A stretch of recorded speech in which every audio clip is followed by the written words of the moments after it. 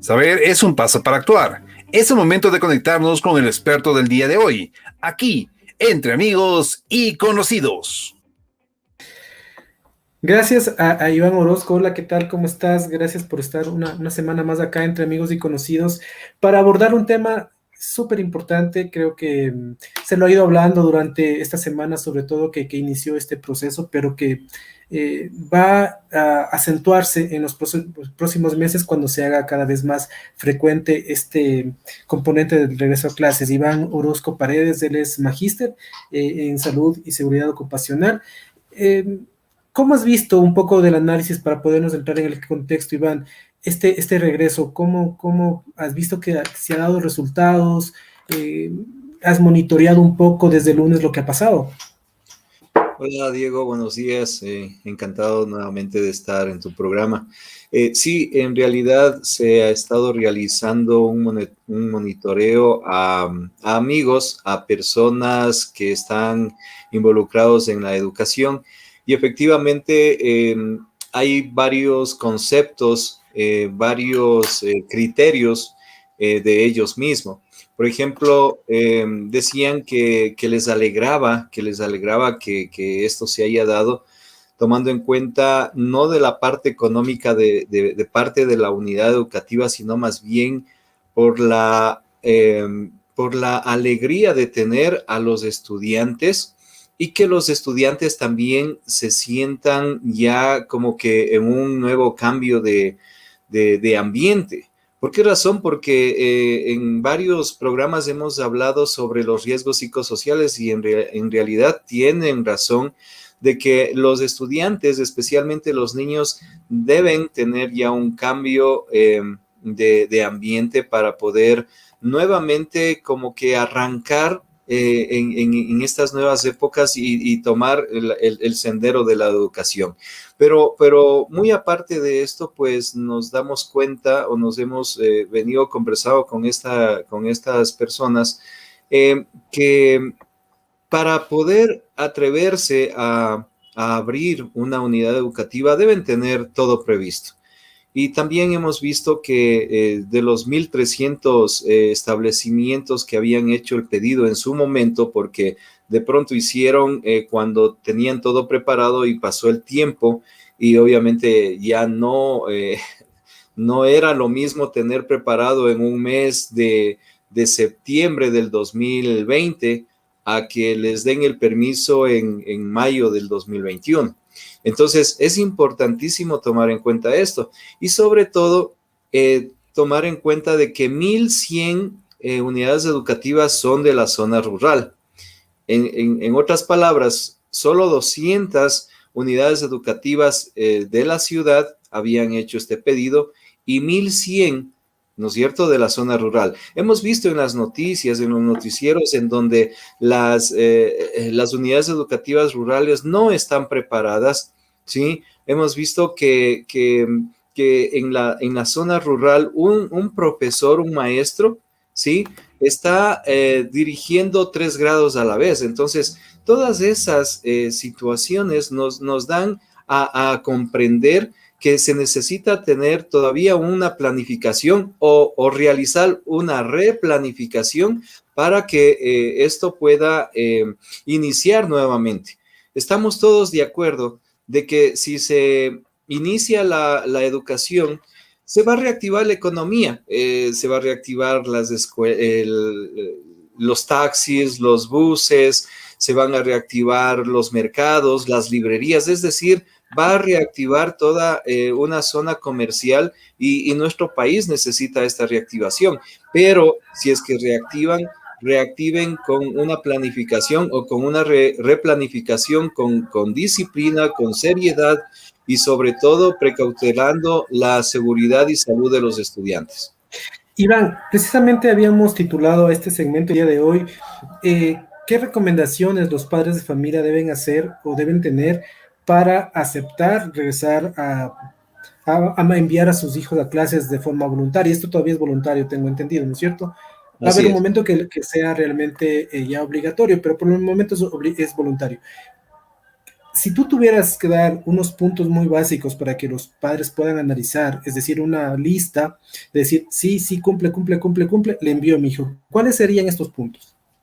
Hagamos un checklist, ¿no? ¿No es Es cierto? un Entonces, checklist, vamos. exactamente. Entonces, si cumple la institución, debe tener un plan de retorno paulatino, un plan de retorno paulatino a la nueva realidad. No es nueva normalidad, como dice la gente, es nueva realidad porque es nuestra nueva realidad, tenemos que adaptarnos, etcétera. Segundo, debe haber una socialización entre los padres de familia, el docente y los estudiantes. Capaz de que los tres, ¿no es cierto?, que son los involucrados en esta parte, deban tener el conocimiento o deban saber específicamente lo que tienen que realizar. ¿Sí? Como tercer punto, la unidad educativa tiene que dar esa garantía de que el estudiante va a estar primeramente protegido, porque esa es la idea, porque recuerda que hasta que no todo, más bien dicho, en un gran porcentaje de los ciudadanos seamos vacunados, pues sigue la pandemia activada, por así decirlo. Entonces, deberían tener la cierta garantía de los elementos de bioseguridad y sobre todo con los niños, porque imagínate, ellos deben tener la ayuda de los padres de familia en donde les recomienden que así tenga cualquier situación, si es que se le ha ensuciado una mascarilla, pues tiene que comunicarle a su docente para que el docente lo pueda ayudar a cambiar.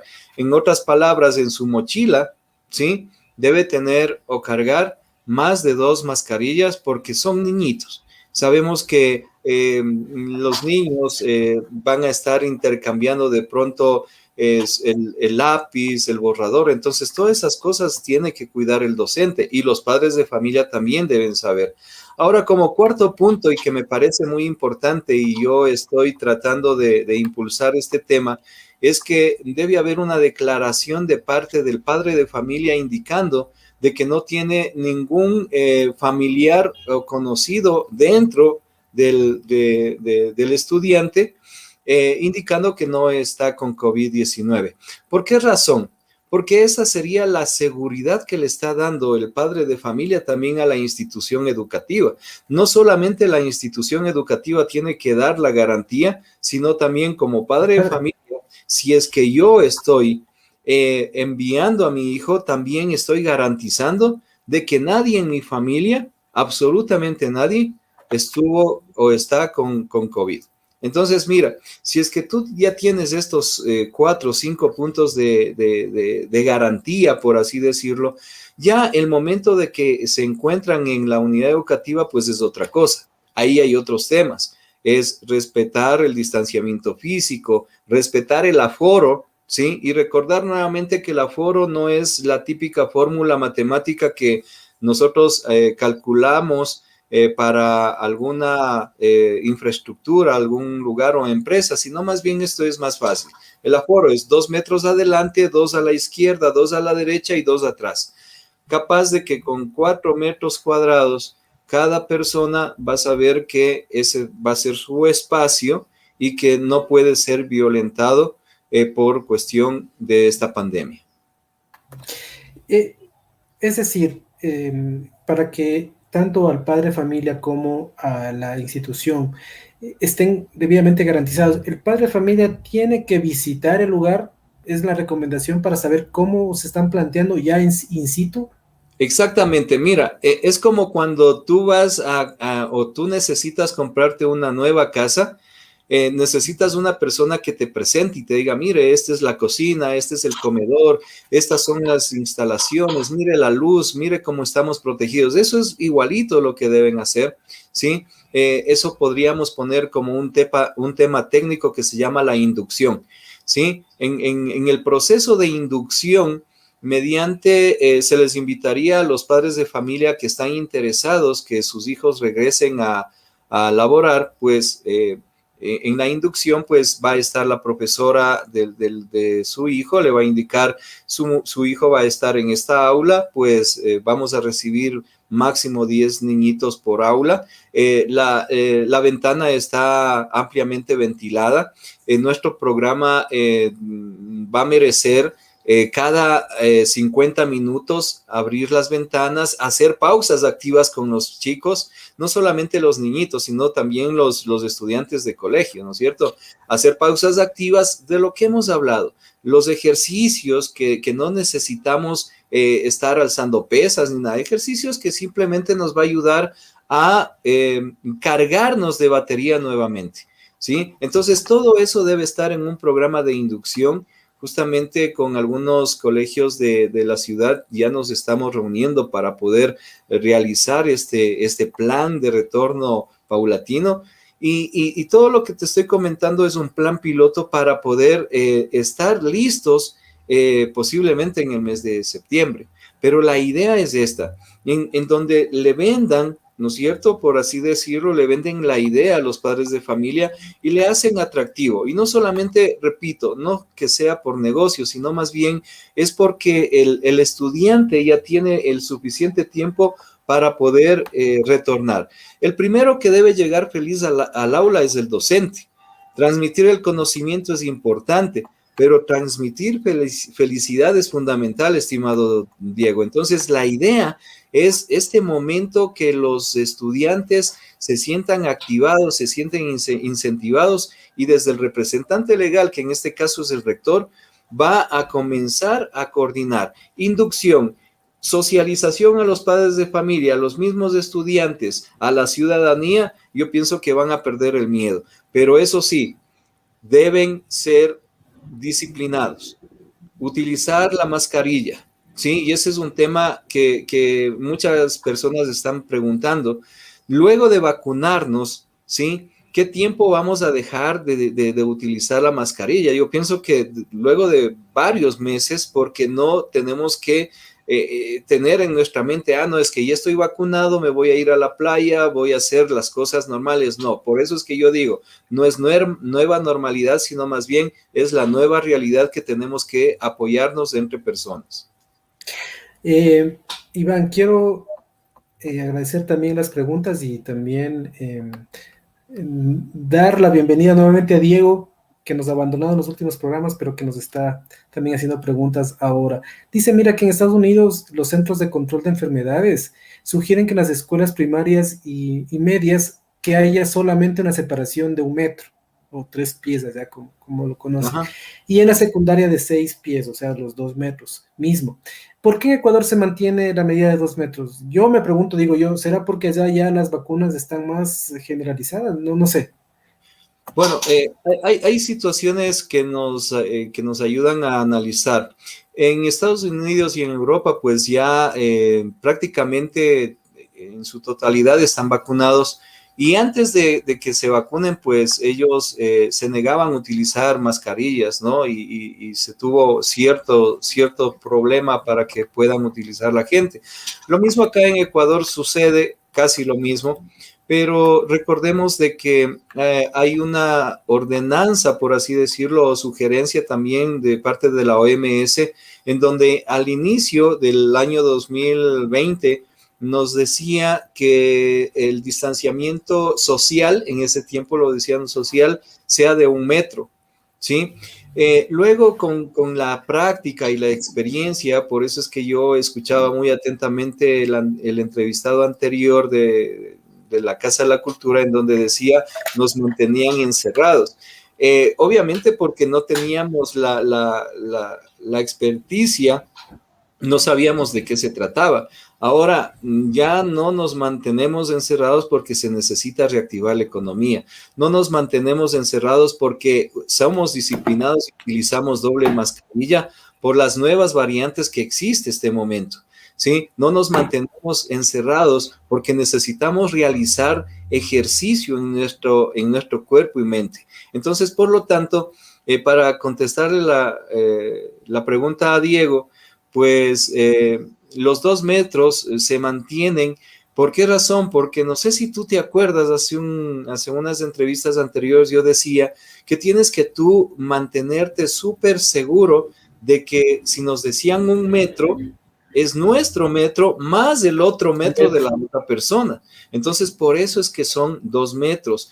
Y yo me atrevo a decir que son mínimo 2 metros, porque realizando un análisis físico, matemático, cuando una persona estornudaba, ¿no es cierto? Su escupitajo, su estornudo, iba más o menos a unos 3 metros con 42, tomando en cuenta la velocidad, tomando en cuenta el tiempo de desplazamiento, etcétera, ¿sí? Entonces, mira, si es que era 3,42, lo mínimo que deberíamos tener son los 2 metros, pero de acuerdo a lo que nos decía o nos dice la OMS o la OEPS, pues en realidad son el 1 metro mío más el otro metro de la otra persona. Bueno, retomando la conversación de estos acuerdos mínimos entre padres de familia y las entidades educativas, tú decías que debería haber también garantía de padre de familia, ¿no? ¿Eso implica qué? Porque de repente va a decir, no, pues si a mí yo me hago cálculo de que a mi familia, a mi entorno le voy a pedir una prueba de COVID que me cuesta 45 y si somos 5 en la familia son 45 por 5 y etcétera. O sea, ¿qué implica pues esta garantía del entorno no estar enfermo de COVID? Claro, o sea, implica a que no hayan estado alrededor una persona contagiada con COVID. O sea, por ejemplo, vamos a dar el ejemplo de una familia base, ¿no? El Ujú. papá, la mamá y los 2 hijos, ¿sí? Pero en esa familia, pues viven sus abuelitos, de pronto le visita un primo, le visita un tío, pero que le visitan desde hace varios meses y les visitan porque ellos se encargan de llevar de pronto la leche, el pan, etcétera, etcétera, porque eso es lo que también hemos aprendido y desaprendido en esta pandemia. Hemos aprendido a ser más empáticos, hemos aprendido a ser ayudamos más a la gente, ¿sí? Y ese riesgo psicosocial se ha activado, más bien dicho, un antirriesgo psicosocial, pues esa es la garantía que yo estaba indicando. Es decir, de que las personas que están alrededor de la familia casi diariamente, exista una garantía de que ellos no han contraído la COVID o no están contagiados con la COVID. Porque tú topas un tema muy interesante de que sería muy oneroso en dinero el gasto de 5 personas a 45 cada PCR. Y prácticamente pues sabemos que eso es necesario como para poder garantizar en el momento de que puedas estar las 8 horas con una persona. Eso se lo está practicando en las empresas, por ejemplo, y que ahí sí tiene otra situación, pero en cambio aquí en los colegios, hasta lo que yo tengo conocimiento, pues van a ser par de horas, ¿no es cierto? Van a estar de 8 a 10, de pronto otro grupo de 10 a 12, etcétera, pero no van a estar mucho. Capaz de que por eso es que la palabra paulatinamente van analizando, se reúne, y eso es lo que es necesario, que se reúna el equipo multidisciplinario, ¿no es cierto? El rector, psicólogos, el técnico de seguridad, el médico ocupacional, la visitadora social, trabajadora social, en caso de que sean más de 100 trabajadores y tengan muchos estudiantes, pues es necesario que este equipo, ¿sí?, se fortalezca y sean el equipo que tome decisiones, no solamente el rector ni el vicerrector, capaz de que se dejen ayudar por personas estudiadas, por personas que tienen experiencia y que pueden ayudar a que esto salga adelante. Repito, todo el mundo debemos apoyar a esto, obviamente, paulatinamente y en pocos número de estudiantes, capaz de sacar indicadores que sean positivos y de pronto digan, perfecto, nos fue bien con las 10 estudiantes, ahora la próxima semana llamemos a 10 más y así paulatinamente hasta que todo esto se normalice en esta nueva realidad. Bueno, voy a tener una pregunta final, pero quiero no dejar de contestar a Diego también, que dice, ¿existen proyectos de vacunación a estudiantes de 12 años en adelante en Ecuador? Creo que ya lo ha anunciado la ministra, ¿no? Sí, exactamente. Ya anunció la ministra y ahora pues algunos especialistas médicos están indicando de que ha pasado mucho tiempo, obviamente han investigado, etcétera, y pues desde los 3 años supuestamente ya van a vacunar, pero repito, vamos por pasos.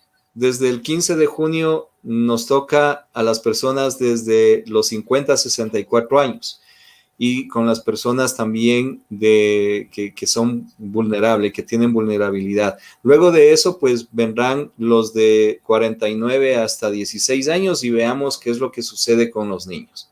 Ajá. Entonces, eso lo dejamos a nuestra flamante ministra.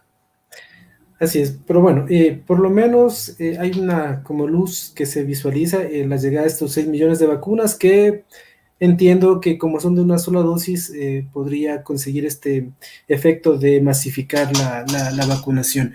Eh, Regresando a lo de las clases, yo también hay otro desafío, es decir, si yo estoy mandando a mis hijos a clases, ya volveré tal vez, no puedo ya llevarle a mi hijo, a mi hija a clases personalmente a través de un servicio de bus o de un auto propio y tal vez necesitará el uso de las busetas. No sé, regresemos a ese tema. ¿Cómo debe o qué recomendaciones tomar en el momento del transporte? Porque es otra cosa. Nosotros veíamos en esa anterior situación que las busetas eran repletas y que los niños salían por las ventanas y uno sobre otro, etcétera, ¿no? Por su propia condición de Exacto. niños. Pero en este nuevo caso, en el caso de transporte, que ya vamos a tener que volver a usar transporte para los niños que llegan, niños y niñas que llegan a los centros educativos, ¿qué recomendaciones tomar ahí? Sí, ahí viene, parece que nos hemos leído el mismo guión, Diego. Ahí viene el cuarto punto. Estábamos hablando del padre de familia, hablábamos de la institución educativa y hablábamos del estudiante, y ahí viene un cuarto punto que es el transporte escolar, que en este caso viene a ser algo muy importante dentro de nuestra ciudadanía y nuestro concepto de estudio, un complemento. Ellos también tienen que entrar dentro de la inducción y de la socialización porque primeramente tienen que evidenciar que su unidad de transporte está siendo desinfectada cada cierto tiempo o cada viaje.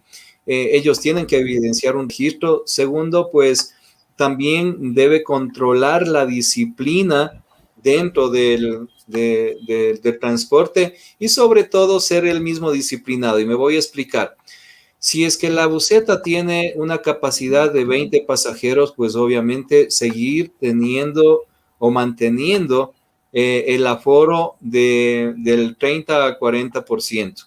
¿Sí? Obviamente estas personas tienen que pensar muy bien, van a decir no, no hay ganancia, etcétera, pero no, en realidad sí lo va a haber si es que ellos pueden realizar cierta planificación que ya se ha comprobado que sí funciona.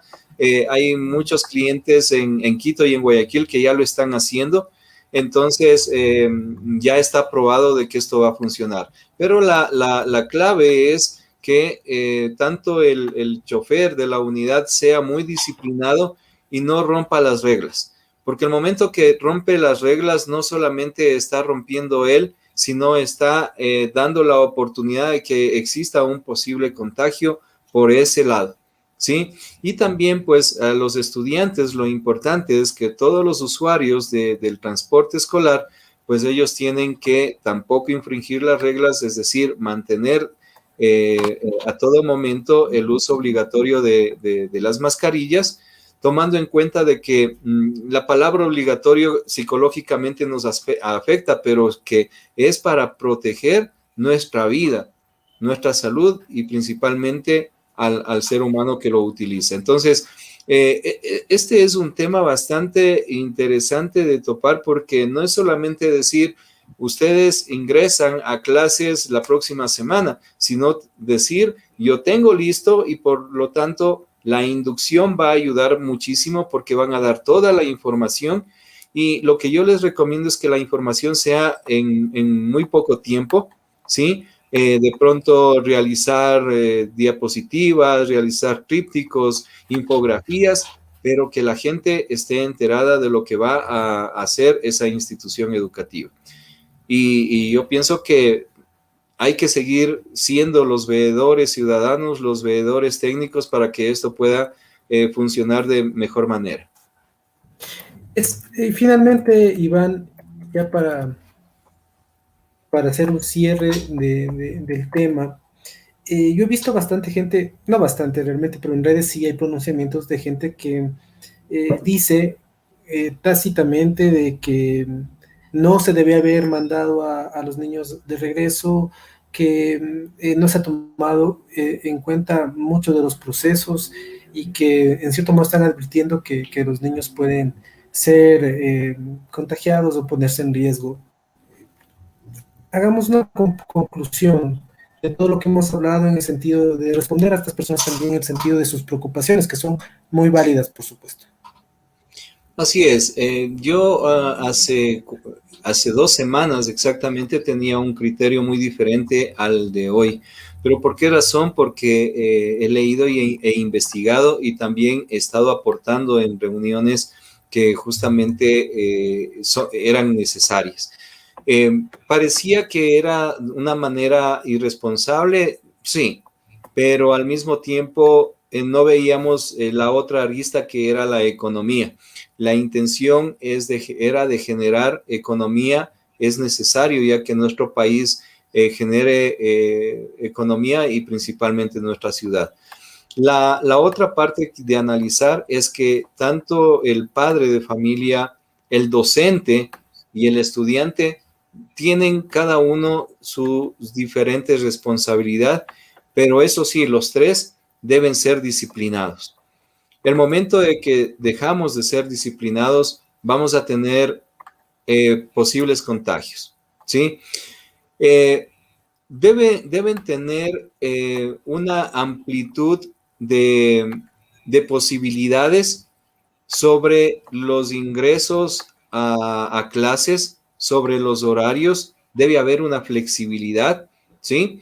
Y sobre todo ir intercalando y no tratar de acumular a que todos los estudiantes vengan, sino más bien paulatinamente, con planificación.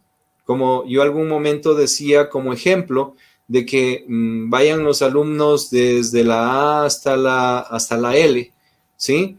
Y con ellos, pues, realizar un sistema presencial de 3 días y los 2 días, pues, de manera telemática, ¿ok? Capaz de que cuando les toque estar en vía Zoom, por hablar de un programa, el resto está en presencial y el resto de alumnos pues estarán vía telemática. Entonces, si lo realizan de una forma alterna, ¿sí? Pues esto va a tener un resultado bastante efectivo, que eso es lo que todos nosotros queremos. Y de paso, pues, apoyar a que esto salga adelante. Este es un proyecto bastante fuerte que necesita el apoyo de todas las personas que querramos que salga adelante, primeramente en nuestro país, la economía, la educación, que nuestros alumnos aprendan, ¿sí? Y que quitemos esas frustraciones de que, chúticas, yo ya no puedo, ya quiero estar viendo cómo mis amigos, mis compañeros, cómo están, si han crecido, no han crecido, si han engordado, si han flaqueado. Y esa necesidad les va a ayudar a los estudiantes a estar más estables emocionalmente, ¿sí? Bueno, muchas gracias a Iván, como todas las semanas, dándonos estas recomendaciones muy puntuales y también haciendo reflexiones. Muchas veces también, como tú dices, creo que hablamos desde lo emocional, pero nos hace falta tener una visión más amplia y creo que estos tipos de espacios nos ayudan porque realmente si hay gente que nos está dando recomendaciones, está problematizando y también tomando la voz de la ciudadanía, porque es muy importante de sus inquietudes y dudas, vamos a poder Exacto. tener un manejo mucho más integral de cada tema. Así que muchas gracias y este es, por supuesto, el objetivo de este programa, analizar, conversar y ver mucho más, a veces más allá de lo que uno ha visto. Así que te comprometemos para seguir conversando, Iván, las próximas semanas. Claro que sí, encantado, Diego, y como siempre, aprendamos seguridad. Chao. Así es. Chao.